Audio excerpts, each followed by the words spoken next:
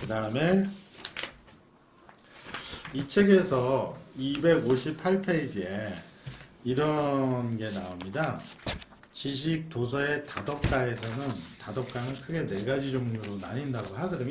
사실 저는 이 253페이지에 있는 내용부터 굉장히 사실은 심도 있게 봤는데요. 왜냐하면 이제 제 아들이 어떤 스타일인지 좀 알고 싶었기 때문에 그 네 종류는 이렇다고 그래요. 첫 번째는 활자 중독형이 있고, 두 번째는 탐구형이 있고, 세 번째는 마니아형이 있고, 네 번째는 활용형, 이렇게 네 가지로 나뉜다고 그래요. 간단히 보면 활자 중독형은 처음부터 끝까지 모든 책을 다 그냥 빠짐없이 읽는 그런 형태고, 대부분의 천재가 이 형태에 해당된다고 합니다. 천재들은. 두 번째 탐구형은 왜 어떻게라는 고민을 이 원동력으로 해서 이렇게 계속 책을 탐색적으로 읽어 나가는 친구들이 탐구형이라고 하고요. 마니아형은 이 아이들이 로봇이나 비행기를 좋아하듯이 어떤 특정 한 분야에 이 관심이 집중이 돼서 그것을 계속 이렇게 키워나가는 형태가 마니아형이고, 활용형은 마지막으로 활용형은 사용 설명서로 책을 이해하는 형태인데, 이 네 가지 형태가 다 나쁘진 않은 것 같아요. 책을 안 읽는 것보다 훨씬 더 좋을 것 같은데, 저희 아들은 아직 뭐 어려서 잘 모르겠는데 기본적으로 마니아형 같기도 하고 탐구형 같기도 하더라고요. 경서는 어떤 형인 것 같아요, 본인이? 다 아닌데. 그럼 어떤 형이에요? 이거 말고 다른 형? 저는 이제 활용형은 책을 사용 설명서로 여기고 읽는 거잖아요. 그치. 저는 그냥 단순히 재미로 읽는 거예요. 아, 재미로 읽는 거야? 그럴 수 있어요. 그게 더 좋을 수도 있어요. 재미 추구형. 그러면 이게 재미 추구형. 지식도서 다덕가 유형이니까 좀 그렇고, 아직은 지식도서를 그렇게 열심히 보는 편은 아니에요. 지식도서는 필요할 때만 보고요. 주로 어떤 쪽에 관심이 많아요? 이게 재미있다고 생각되는 책들이 주로 어떤 책이에요? 그러니까 예를 들면 뭐 만화책도 있을 거고, 뭐 예를 들면 옛날 이야기 책도 있을 거고, 위인전도 있을 너무 거고. 싫어 옛날 이야기. 너무 싫어. 옛날 이야기 너무 싫어. 그 위인전은 어때? 그러면 이렇게 물어볼게. 최근 한 몇 달 동안 네. 어떤 종류의 책을 읽어봤어요? 생각나는 것만. 소설책을 제일 많이 소설책? 그러니까 어른 책의 유형으로 따지고 그런 거 보면 말고. 소설책. 그러니까 얘네들 수준으로는 이야기책이라고 하는 아, 거네. 이야기책. 대체적으로 현실적인 책보다는 상상추구적인 책을 좋아해요. 아, 상상주구적인 책. 상상적인 책을 좋아하는 뭐 우주 여행을 한다든지 뭐 이런 거? 좀 불가능한 거, 뭐 마법이 나온다는 거지. 아. 약간 그런 좀 불가능한 거를 많이 좋아하는 것 같아요. 어렸을 때 부모님이 책을 많이 읽어주면 좋다고 했는데, 어렸을 때 머릿속에 기억나는 것 중에 엄마가 이렇게 책을 읽어준 적이 있었어요? 있긴 있죠. 있기는 있어. 많지 않았구나. 그러니까. 어렸을 때가 생각이 안 나나 보네요. 많이 근데 읽혀줬어요? 저는 한글을 조금 남보다는 좀 일찍 된 편이긴 한데 제가 읽는 것보다 엄마가 읽어주는 걸 좋아했어요. 좋아했어? 알겠습니다. 자, 그 다음에 332페이지에 우리 아이에게 맞는 공부머리 독서법 찾기라는 내용이 좀 있습니다. 요거는 지사가 한번 좀 잠깐 설명을 해줄래요? 네, 이게 그 공부머리 독서법에 보면 독서법 자체가 13가지인가 뭐 이렇게 소개가 돼요. 네, 공부머리 복잡하더라고. 독서법 1, 2, 3, 4 뭐 이렇게. 근데 그게 그 독서법을 학년별의 읽기 수준에 맞춰서 어떤 독서법을 적용하면 좋을지가 이제 여기에 나오는 건데, 경서가 아까 그 언어능력 평가를 했었다 그랬잖아요. 그래서 5학년인데 6학년 상위, 6학년보다 조금 높은 수준이 나와서 5학년의 일반과 5학년에 이제 심화 독서법 두 개를 적용을 해서 살짝 이제 해본 거예요. 그래서 공부머리 독서법 1번이랑 공부머리 독서법 12번인데 1번이 초등 고학년 기본 독서법이고요. 이거는 책 내용을 읽게 한 다음에 책 내용을 이제 얘기해 보게 하고 엄마랑 그래, 같이 맞아. 얘기를 나누고, 그리고 이제 그 읽은 내용을 이제 얼마나 숙지하고 있는지를 이제 좀 보는 그런 독서법이고, 근데 여기서는 속독이 아니라 소리내서 읽는 정도의 음. 속도로 책을 읽도록 이제 권유를 하고 있어서 그렇게 한번 읽어보라고 이제 좀 해서 해본 거고요. 그리고 12번은 반복 독서예요. 경서는 속독을 하기는 하는데 막 재밌어서 막 뒷까지 한 자리에서 다 읽는 걸 좋아하거든요. 그러다 보니 슬로우 리딩은 성향상도 안 맞고, 그리고 권유하는 여기에 독서법 자체가 반복 독서여서 반복 독서를 이제 한번 해보도록 은연중에 시켜봤어요. 그래서 일단 적용한 책은 할아버지의 마지막 모험이라는 책인데 한 145페이지 정도 굉장히 되거든요. 두꺼운 책이네. 140. 두껍지 않아요? 한 이 정도? 아, 이 책이에요? 네네. 그러니까 경서는 자기 속도로 읽으면 1시간 내에 읽어요. 이거를? 네. 당연하죠. 이거 너무 많은데 양이 이 정도 되는 책입니다. 이렇게 그러니까. 중간중간에 그림이 있어요. 있기는 합니다. 이렇게. 네, 이 책을 읽어봤는데 어땠어요?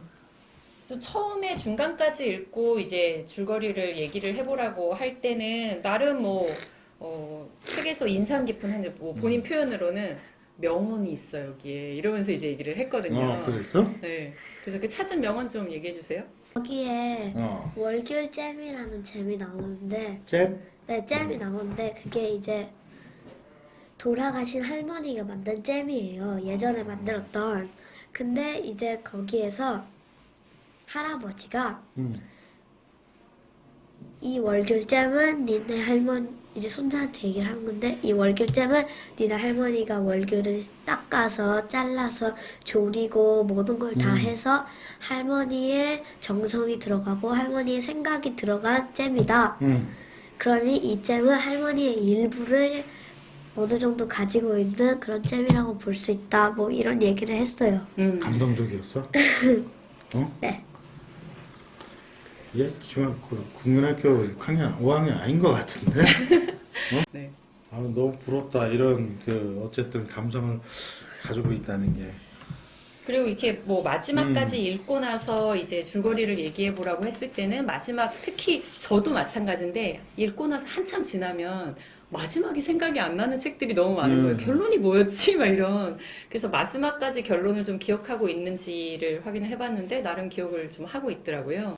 반복 독서를 했을 때는 저도 같이 읽었거든요. 그전에는 저는 안 읽고 이제 줄거리 내용만 듣기만 하고 저도 같이 읽고서 이제 나중에 얘기를 나눠봤는데 그때는 이제 이해가 안 가는 부분을 같이 얘기도 좀 나눠보고 이런 거 아닐까? 뭐 이렇게 같이 얘기도 해보고 그래서 저도 하면서 나름 저런 이제 류의 책을 읽어볼 기회가 사실 별로 없으니까 청소년 책 같은 경우에는 근데 나름 굉장히 재밌게 저는 저거를 읽는데 한 5시간쯤 걸렸습니다. 지휘자가 말한 게 지금 여기 332페이지에 이렇게 보시면요. 이 어린이들에게 맞는 공부 방법을 총 12가지로 이렇게 소개하고 있습니다. 이 중에 첫 번째 방법과 12번째 방법을 선택해서 경사한테 지금 해본 거고요. 보기 좋네요. 두 모녀가 이렇게 똑같은 책을 읽고 이걸 이렇게 이렇게 한 번이니까 이렇게 따라하지요. 이걸 계속 한다 그러면 아마 안 할 수도 있을 것 같아요. 반복 독서 어땠어요? 일단 처음 읽었을 때 재미를 5점 만점이라고 하면 몇 점 정도? 4점. 4점. 꽤 재밌는 책이네요. 그럼 두 번째 읽었을 때 3점. 4점. 아, 계속 내려가 점수가? 재미는 좀 없었다. 그러면 좀 도움이 될 만한 거는 없었나요? 이런 교훈 같은 거 이런 거 혹시 느낀 거 있어요? 두 번 읽으니 이건 조금 다르더라. 뭐 이런 거. 재미. 재미 없어졌다. 그리고 또 없어졌다. 지금 이 책에서는 지금 제가 읽은 바로는 아이들이 한 번 읽으면 내용을 거의 기억을 못 한다고 해서 이 반복 독서를 추천하고 있는데 박경서 양은 그렇지는 않은 것 같아요. 한 번 읽으니까 다 기억을 해서 반복 독서를 하면 재미가 없는 것 같아요. 반복 독서 노추천. 노추천. 반복 독서는 노추천한다고 그치. 합니다. 박경서 양은. 마지막으로 335페이지에 이런 문구가 나옵니다. 좀 내용이 긴데요. 한번 찬찬히 들어보시면요. 조기교육과 사교육의 시류에 휩쓸려 갈 때 가더라도 한 가지만 분명히 기억해 주세요. 조기교육, 사교육이 지금 당장 부모님의 불안과 조바심, 의구심을 없애줄 수 있을지는 몰라도 아이를 입시의 성공으로 이끌어주지 못한다는 사실을요. 첫째, 교과서의 난이도 관점으로 봤을 때 옛날 공부와 지금 공부는 다른 점이 없습니다. 둘째, 아이의 성적은 결국 아이의 공부머리, 즉 아이의 언어 능력에 맞춰 제자리를 찾아갑니다. 아이가 공부를 잘하길 원한다면 독서를 제일 앞자리에 두세요. 책을 읽을 여유와 환경을 만들어주고 독서의 즐거움을 느끼게 해주세요. 책이 아이를 우등생으로 만들어주길 바라시나요? 그렇다면 아이가 재밌어하는 책을 읽게 해주세요. 재미있는 독서만이 아이를 성장시킬 수 있습니다. 이게 마지막 사실 이 책의 결론인데요. 제가 이 책을 읽으면서 좀 안타까웠던 부분 하나 좀 말씀드리면요. 이 책도 결국은 좋은 대학교를 들어가기 위해서 작성된 책이에요. 제가 보기에는. 공부머리에 초점이 맞춰져 있는. 그러니까 이게 이 독서라는 것은 평생을 가져가야 되는 습관인데 그런 습관을 좋은 대학교를 들어가기 위해서 이렇게 해야 된다라는 형태로 좀 몰아간 느낌이 있어서 좋은 책임에도 불구하고 그런 부분이 좀 아쉬웠어요. 경사양은 오늘 이제 마무리할 때가 됐는데 오늘 이렇게 동영상 찍어보니까 어때요? 재밌었어요? 신기해요. 뭐가 신기해? 맨날 응. 친구랑 이렇게 신용만 내다가 아, 실제로 해보니까 좀 어렵지 않아요? 좀 어렵긴 그럼 한데. 아까 얘기했던 것처럼 저 유튜브 채널 만들 거예요? 네, 아, 만들긴 할 거예요? 네.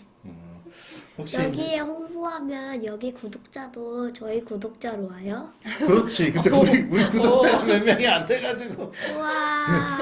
만들어지면 꼭 알려주세요. 네, 어떻게 홍보 한번 해보세요 그러면. 100명 넘잖아요. 네, 그래 한번 무슨 채널 만들 건지 얘기해봐요. 홍보 한번 해보세요.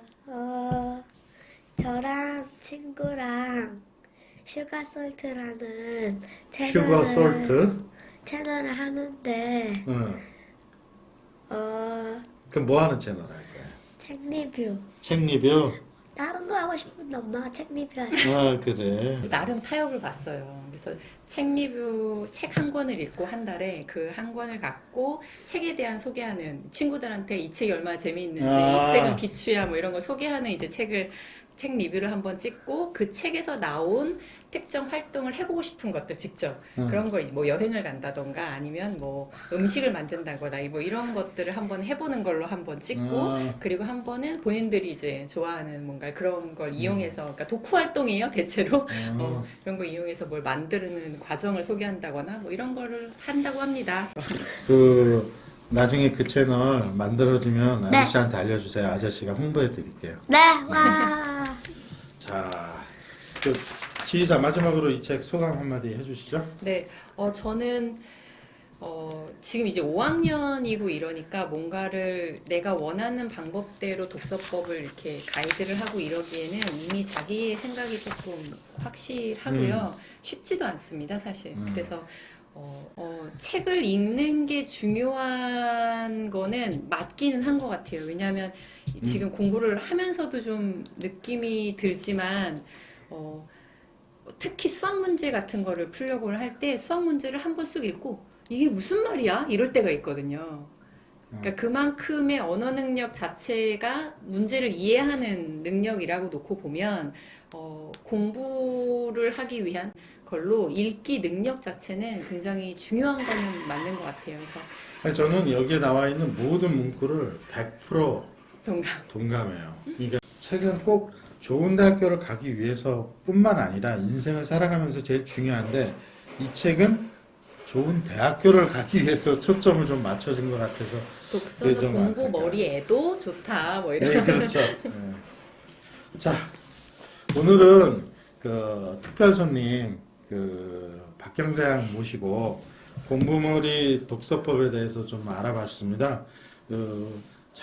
어린 자녀들을 가지고 계신 분들, 저희 경자인 구독자분들 중에 어린 자녀 가지고 계신 분들은 꼭 한번 시간 내서 읽어보셨으면 좋겠다라는 생각이 듭니다.